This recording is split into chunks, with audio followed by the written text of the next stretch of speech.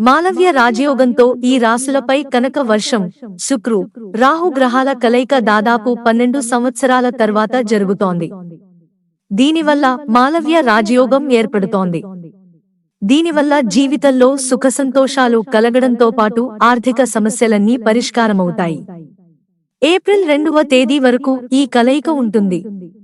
శుక్రుడు మీన, తుల, వృషభ రాశుల్లో సంచరించినప్పుడు మాలవ్య రాజయోగం ఏర్పడుతుంది. దీనివల్ల ఏ రాశుల వారికి బాగా కలిసిరానుందో తెలుసుకుందాం. మిథున రాశి. ఈ రాశివారికి మంచి అవకాశాలున్నాయి. ఉద్యోగస్తులకు, వ్యాపారస్తులకు అదృష్టం తోడుంటుంది.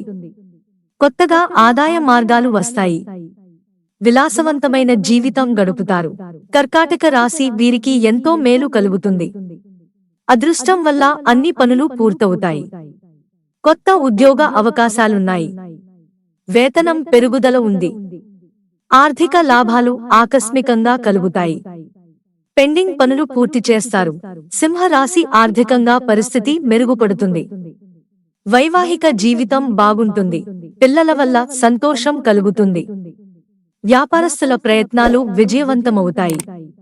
వృత్తిపరంగా వృద్ధి ఉంది. కన్యా రాశి. జీవిత భాగస్వామి నుంచి మద్దతు లభిస్తుంది.